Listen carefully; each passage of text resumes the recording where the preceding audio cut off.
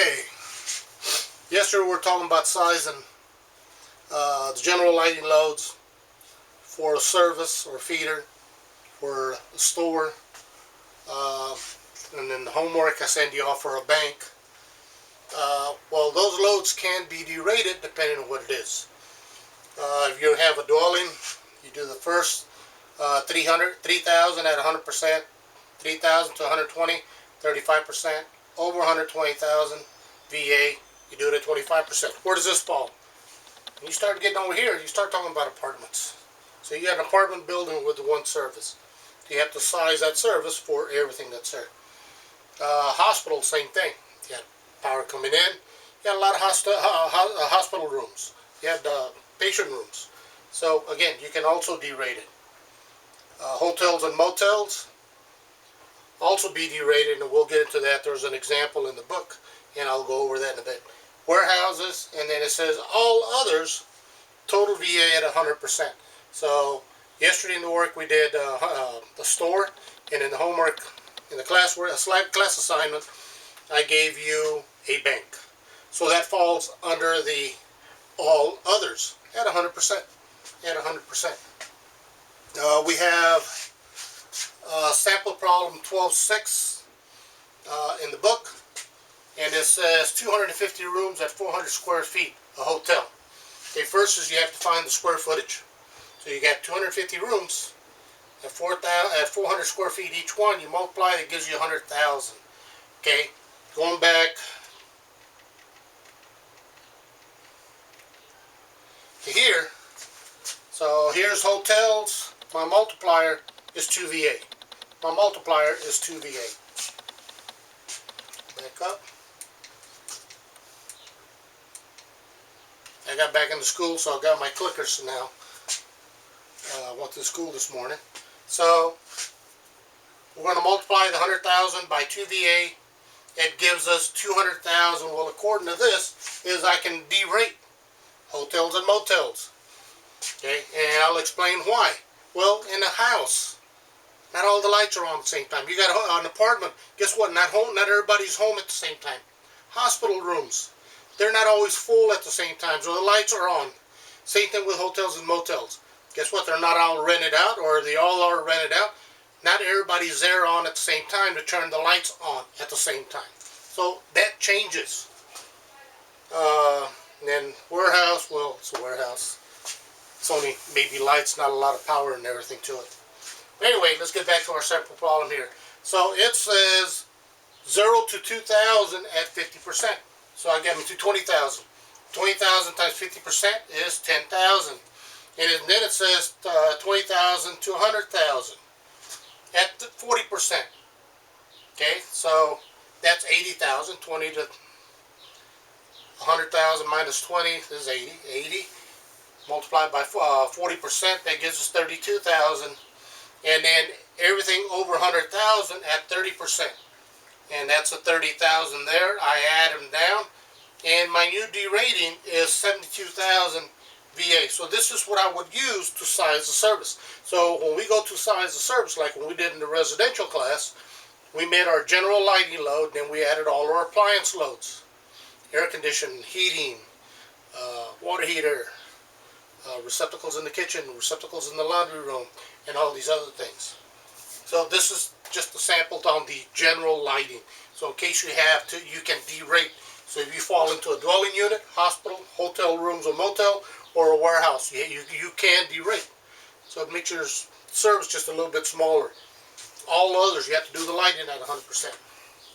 Why? Store is open all day. Lights will be on all day. A hotel, a bank, guess what? Lights are on all day. The bank is open all day except Sundays. But get the picture, right?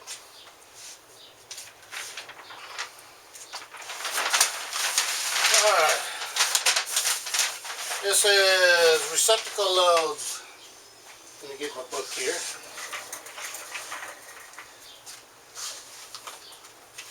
This says the majority of receptacles installed into commercial structures do not supply continuous load. It is difficult to predict what size load will be supplied at the receptacles unless the receptacle is dedicated. So if you have dedicated circuits going in, you know what's going in, and then you add that load accordingly. You treat that load accordingly.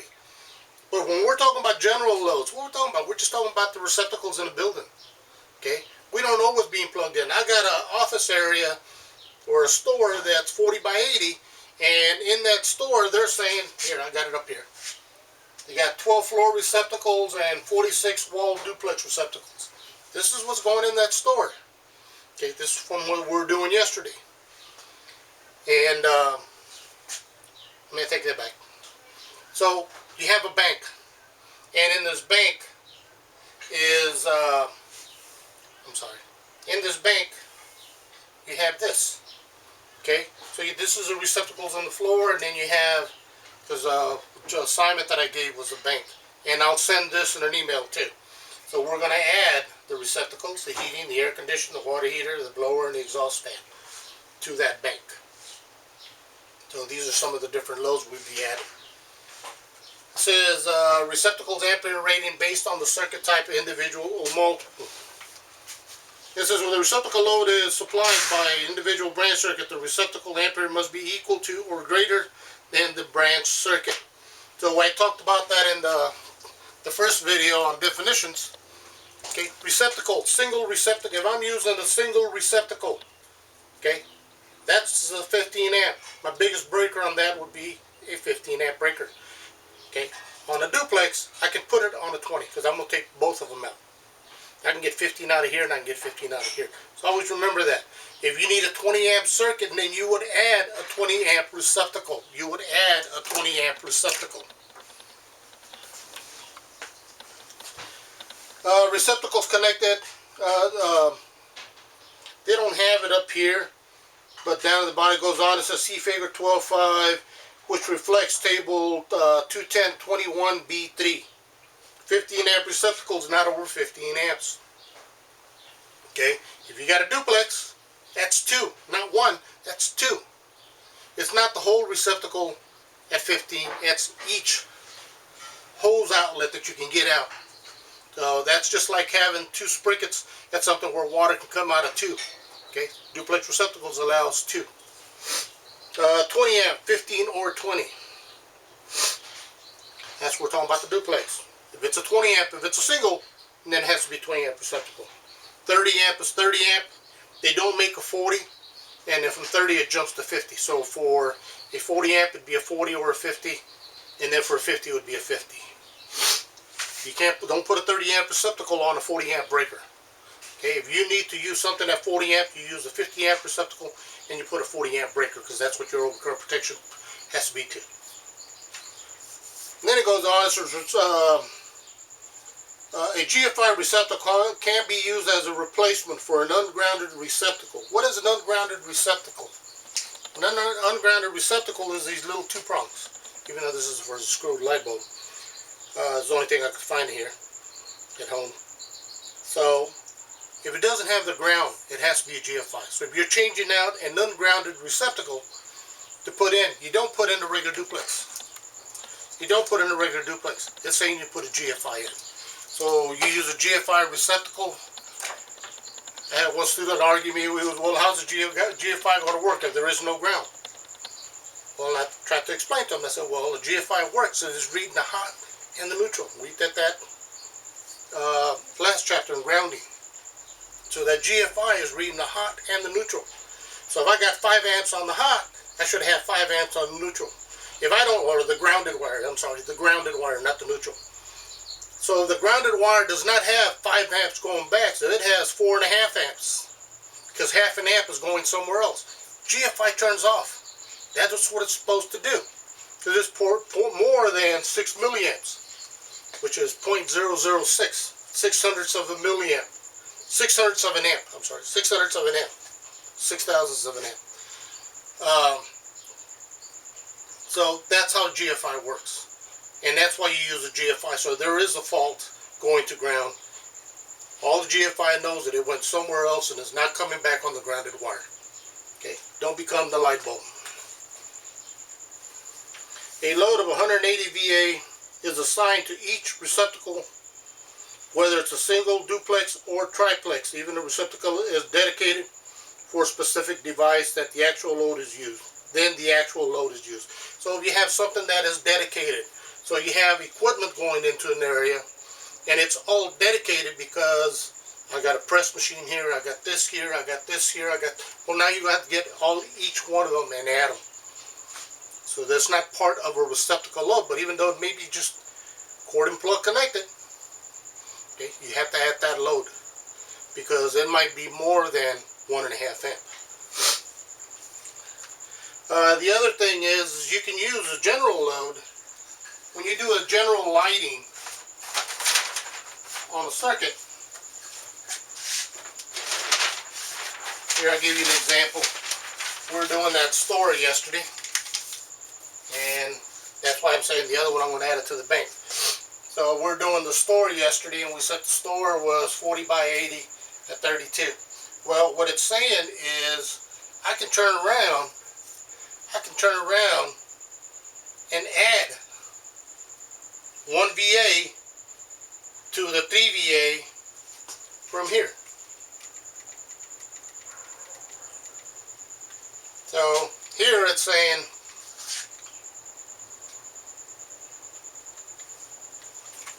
doesn't work on TV. For stores here, it says 3 VA. For stores is 3 VA. I can turn around and add 4. That gives me 12,800.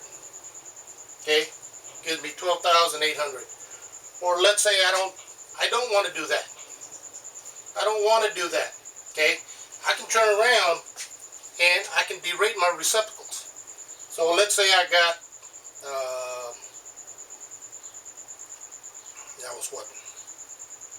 So let's say my ampacity on receptacles, it's 10,800. So all of a sudden I go back and I come up, I get to 10,000. This is derating. Say I'm over 10,000 and this is a derating. So I got 10,800 on receptacles, remove that 10,000, I leave 800.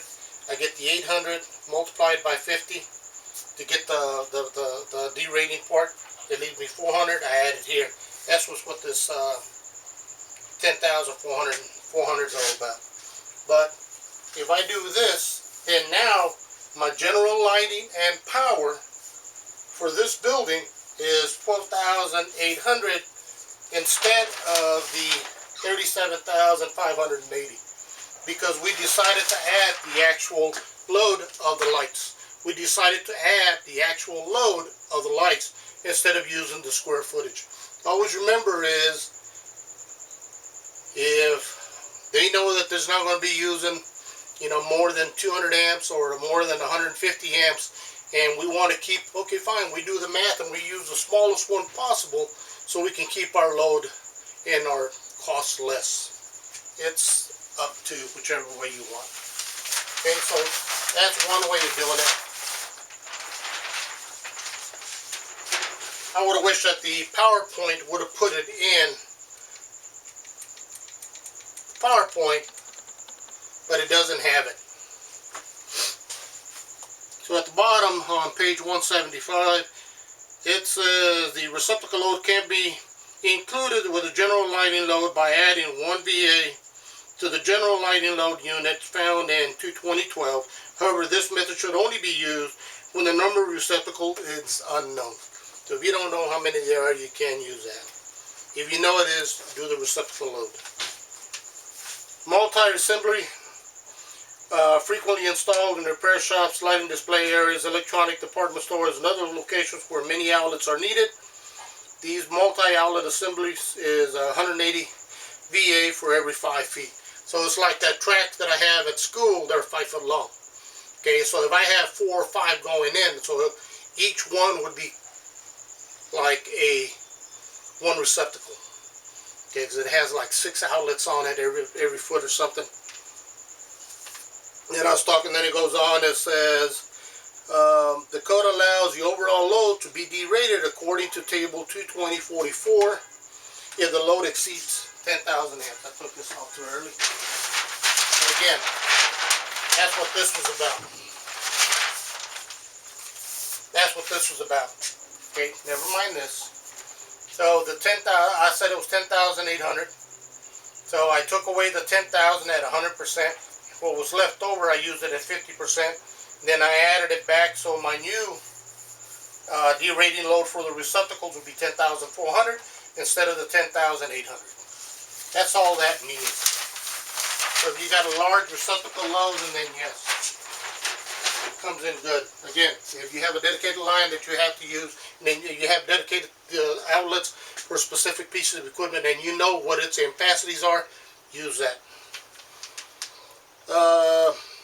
The diversity and consistency loading of general purpose receptacles allows the total receptacle load to be derated. See section 220.44 if the load exceeds 10,000 volt amps. And then we use the first 10,000 100%, everything after that at 50%.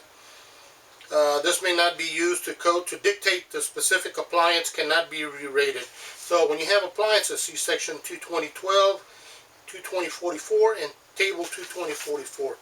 So when you have special loads, special appliances that are being plugged in, don't derate those. Those go at 100%. They're only talking about general receptacles that might be going in.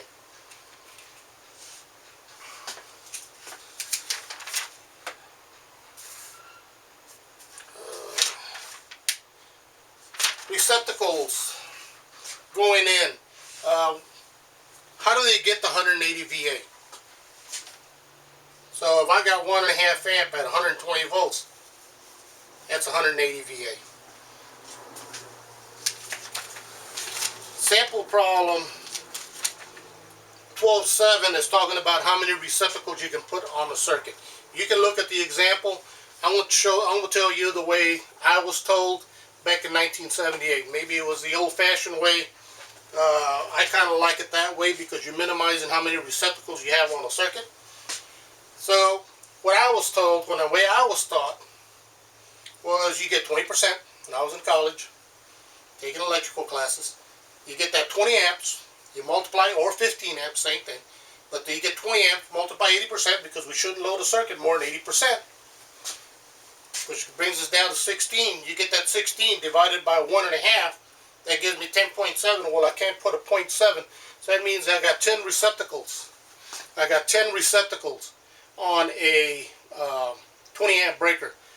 15 amps, 15 times 80% gives me 12. 12 divided by 1.5 gives me 8. So I'm looking at 10 on a 20, 8 on a 15. The book turns around and it's saying 13 on a 20 and 10 on a 15. Okay, the problem when you put a lot of receptacles in an area is you don't know what's being plugged in. Okay, so we don't know what's going to be plugged in. Who's going where, who's doing what. So the more receptacles you got in, guess what? Yes, they can always get plug strips and add more plug strips to plug in whatever they need to plug in. Then breaker strips. Well, it's easy. Now you just remove plug strips. When the receptacles are, well, no, that's the only receptacle I got. You know, so you have to look at it. I've done jobs, commercial jobs, where the architect keeps it, because that's all been on 12 gauge 20, where the architect puts no more than 10 outlets per devices. I've seen some where they're using 8 on a 20 amp. Okay, you got one where the blueprint doesn't dictate the wiring, but your boss says, hey, we're going to put 15 on each circuit. That's what your boss tells you, that's what you do. You know, so which way you go, just which way you're told. You know, you're an apprentice right now, so you're learning, so you do whatever the German tells you. Yes, you can say, well, I got taught this, and he says, well, I don't like it that way.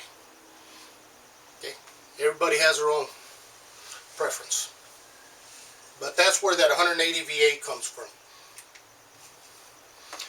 Equipment loads, both are not non-continuous. If it is continuous, and then you have to add it. I got to keep an eye on the timer because the timer only gives me 29 minutes to record.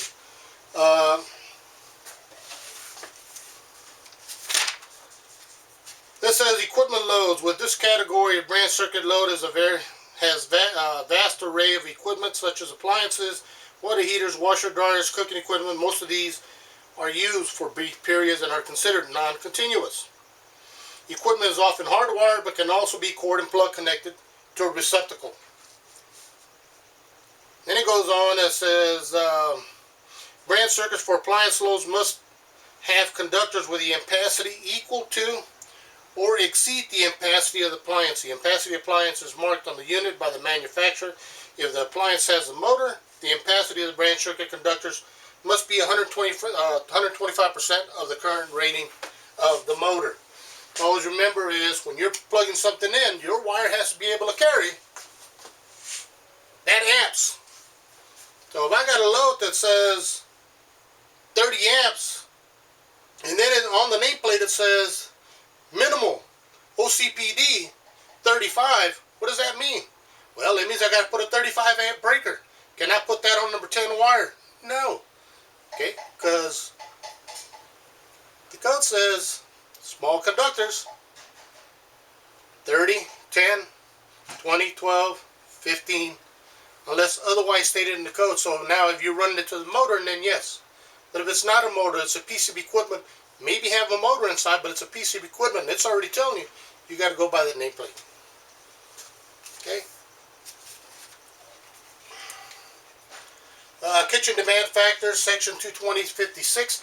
Demand factors apply to thermostatic control or intermittent use of kitchen equipment, not apply to space heating, ventilation, or air conditioning equipment. Okay, so on it says the total feeder load is simply the sum of the nameplate rating of the appliance. If there are 3 or more pieces of equipment, the feeder load can't be derating, according to table 220-56. I don't have it on the PowerPoint here, but it's on figure 12.6. It says 1 or 2 appliances, you do it 100%. 3 appliances, 90%. 4, 80%. 5, 70%. 6 or more, 65%. Okay, so you got a bakery, and the bakery has 10 appliances. You add up the loads of all of them off the nameplates, and because I got 10, I have more than 6. And you just multiply by 65%. Find your ampacity, multiply by your input voltage. Now you got your VA, and that's what you're going to input on your appliances. Okay, heating and cooling loads computed at 100% of the nameplate rating.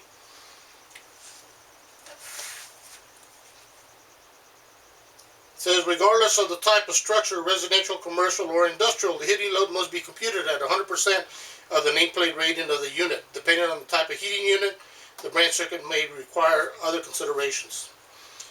Fixed electrical space heating is covered in detail in Article 424.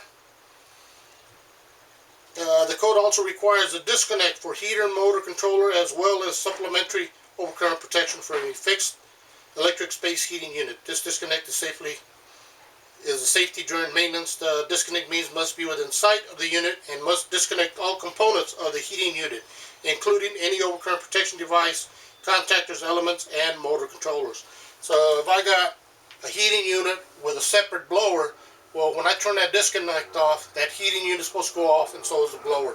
So over here you can see that I got a heating of 20K, AC of 23 amps, a water heater, and then I have a blower here. This blower happens to be part of the AC and heating. Then it goes on.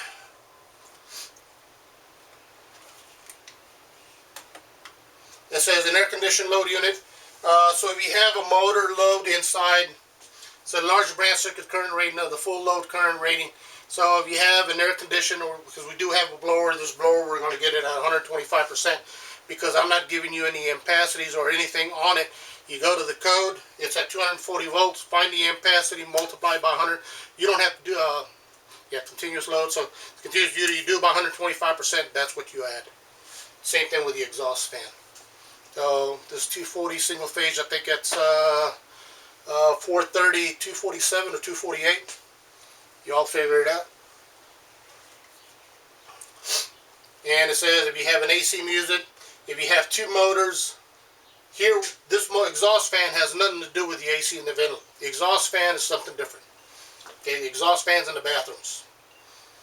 And the blower motors for the heating and air conditioning. It says 125% of the largest motor if you have 2 or more motors. So we only have 1. And then with the full load current of a single motor, so at 115% for the AC. Okay, which one do you use? Which one of the two do you use? Okay, just like we did last time in residential, is we got the largest load and use that for our feeder size.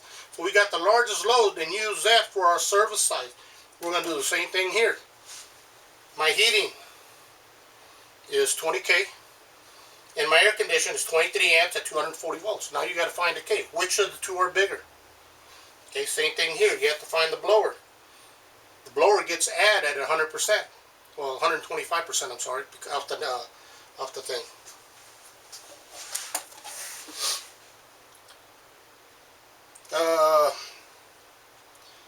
Motors used in conjunction with the heating equipment must also have overcurrent protection. Heating unit have resistant elements exceeding 48 amps must have their own loads subdivided. Each of the loads must have overcurrent protection provided by the manufacturer. Conductors for the overcurrent device's heating unit must be sized at 125% of the load of it if it's 50 kVA or less. If your unit is more than 50 kVA, you use 100%. For conditioners other than those described above, conductors at 125% of the load. Air-conditioned branch circuit loads determined by the data provided on the nameplate affixed to the unit.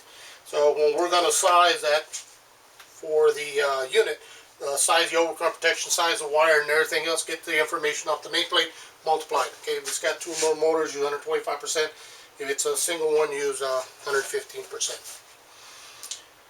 A disconnect means must be within sight of the unit and it must be correctly sized at 115% of the total current rating.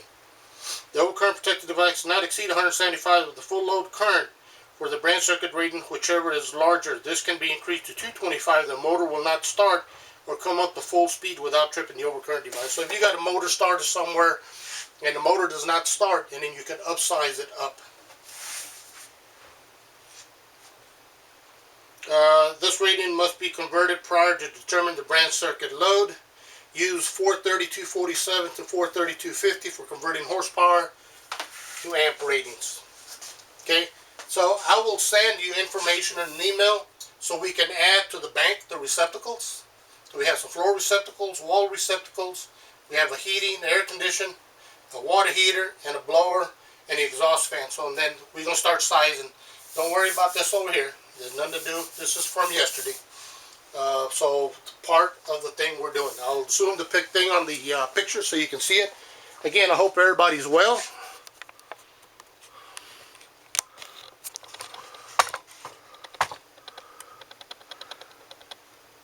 So there's your equipment right there. So make a note of it. This thing's going to shut off in a minute. I hope the light quality is a little bit better than when it was before. I am working on it. So hopefully by the end of the week, the lights will come in.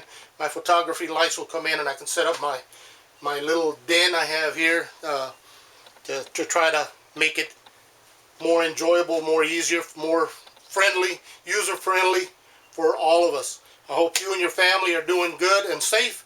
And please, if you go outside, put on a face mask. If you don't have to go outside, don't go outside. You know, don't risk it. Yeah, I sit here watch news all day and you hear these people talking about stuff that's going out there. You know, you just got to be careful. All right. Y'all have a good one. I'll see y'all later.